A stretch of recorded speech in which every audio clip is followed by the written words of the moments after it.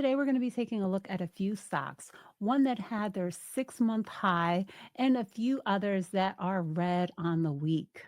We'll talk about what's going on with these companies and why it matters to investors like you and me. First up, let's take a look at Tesla. On the week, Tesla is down 7.39%. On the day, up 3.07%. So, what's been going on with Tesla this week? Things slightly turned around today, but their stock price had been sliding recently, partially because of economic factors like high interest rates that are weighing on the stock's growth. But there are other very specific issues that Tesla is also facing right now. So, the recent US tax credit policy has had some changes. And this is going to impact Tesla vehicles because they may not qualify any longer for the $7,500 tax credit, which will make them less attractive to buyers. This is especially important as Tesla faces growing competition in the electric vehicle market. So, in Trump's plan as the president elect, his team is considering eliminating this tax credit for EV purchases. So, how will this impact Tesla? While Tesla might be negatively impacted, CEO Elon Musk supports ending the subsidy because he believes that this would harm Tesla competitors more than him directly, more than Tesla as a company. So, companies which have invested heavily into the EV production could be significantly impacted. The markets reacted. Tesla and other EV stocks dropped following the news, which, as we see here, Tesla stock fell throughout the week.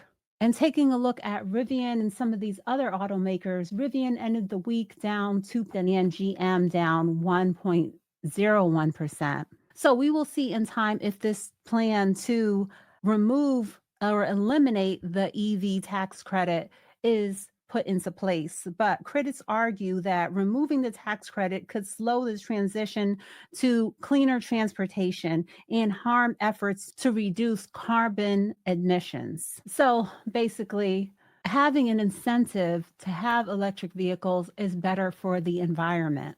Another obstacle that Tesla is facing is obstacles related to their much anticipated Cybertruck, which was expected to be a major seller but has hit a bump with early recalls. Some customers have already reported issues which may affect Tesla's brand perception and sales numbers. So, Tesla has announced their sixth Cybertruck recall already this year. And just one more issue that we can mention related to Tesla is growing competition in the EV space. Tesla has to work harder to maintain its edge. It's no longer the only player in town, and buyers have more options. But I always feel like Tesla is a brand that has a huge loyalty, just like Apple. You don't want to substitute. So these factors are creating a rough road for Tesla. While the company has loyal fans and a strong foundation, these challenges can continue to impact the stock. But I'm betting on Elon to do everything in his power to help the company overcome any obstacle that they face. Let me know your thoughts in the comments. Definitely a position I'm holding long term. Right now, it's about 11% of my portfolio, and I am up 49%. Okay, so now before I go on to a few other Mag 7 stocks that I wanted to touch on, let's talk about Disney. They just had their earnings, and this week they hit a 6-month high on streaming progress, upbeat financial guidance, and Wall Street analysts are thrilled. So on the week, Disney stock is up 16.24%. On the day, up 5.44%. The company just had their earnings earlier this week and they beat expectations. Disney's recent quarterly earnings exceeded expectations, especially in the streaming division. This positive surprise has given Disney stock a boost as investors are more confident about the company's future. Disney Plus has turned a profit, which is a big deal for a service that has been a major cash drain. Disney has a path to make streaming a reliable revenue source, easing some investors' concerns. And there could also be some big changes coming for Disney. Bob Iger, who is Disney's CEO, is making some bold moves. He's reportedly exploring the sale of certain Disney assets, potentially including ABC. This shift could allow Disney to focus more on its core businesses like streaming and parks. So, I am a Disney shareholder, and Disney is still in the red in my portfolio. Let's take a look. I'm currently down 1.36%. My average price is 116.36. It makes up about 3% of my growth portfolio, which I do over on Webull. So I'm glad that it is a smaller portion, a smaller position in my overall portfolio, because Disney has had its struggles over the last few years. But like most of us, I'm sure Disney is something that we've known all of our lives. And I have so many good memories, whether it's watching the movie The Fox and the Hounds or visiting the parks. Let me know in the comments what your thoughts are about Disney. Do you hold it in your portfolio? Have you been waiting for it to start to turn around? And what's your favorite thought when Disney comes to mind? Is it a movie or is it going to the parks? So, when it comes to Disney, with Iger's strategic decisions, Disney has a promising outlook. Disney is a brand with a long standing history and diverse revenue stream from its parks, media, and now the streaming services becoming profitable are all benefits for the company. And when it comes to Tesla, I'm just hoping that the policy shifts and these recalls and the obstacles that the company is facing turn around, and that their future growth and time will be thriving. I'm filming this on Friday, November the 15th, and we ended the week in the red. But I saw a headline that kind of set the tone, and I'm going to share a few companies of the Mag 7 that I dollar cost average in today when I saw them in the red. And that headline read, Mag 7 alive and well, but arrest was inevitable.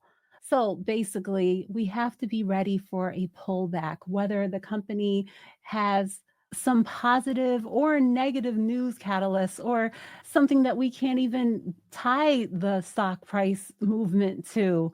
We have to be ready to do our research ahead of time before we add these companies to our portfolio, so that we can feel confident when there is a pullback that it's just a temporary thing, and we know the potential for the long term, because if you're like me, you are a long-term investor. So let's start with Microsoft. On the day, down 2.79%. And these next few companies, as I said, I've been dollar cost averaging into them, and I see days like today's as opportunities. So they were just hit with a lawsuit. Elon Musk alleges that Microsoft and OpenAI illegally sought to monopolize the AI market and sideline competitors. So, not good news for Microsoft being hit with this lawsuit, but that's what's going to happen. Large corporations probably have a lawsuit against them every day of the year. But a company that I recently, just this year, started adding to my portfolio. Next, let's take a look at Meta. I saw a positive headline related to Meta, but on the day, Meta is down 4%. So the headline that I saw is that Meta will be joining Palantir as a leading provider of AI services for the US military. So in my portfolio, I'm currently up 17.44% when it comes to Meta. And the last company that I want to show you that I took advantage of the dip and dollar cost average into today is Amazon, down 4.19% on the day, up 53.87% in my portfolio. Amazon has been a strong contender in my growth portfolio for some time now. I've been dollar cost averaging into it for several years. And even if consumers might be cutting back because their budgets are really tight right now, Amazon carries so many products that are just basic products that we all need on a regular basis. The holidays are coming. They're expanding into their prescription services and even coming out with a low cost e-commerce to challenge Temu. So, a company that is making sure to stay relevant and in tune with what consumers need, in my opinion. So, I see this slight pullback as an opportunity for me to go shopping and continue to build on my positions that I plan on holding for the long term. So, if you've gotten this far in the video, I hope you've given me a thumbs up. If you're not already, subscribe to the channel, hit that notification bell, check out my referral links, and consider joining channel membership. I hope you enjoy the fight tonight and have a great weekend. Make sure to leave me a comment. Let me know your thoughts on how we ended this second week post election, what you're adding to your portfolio. Is your focus more on stocks, crypto? Just make sure to drop me a comment. Okay, bye.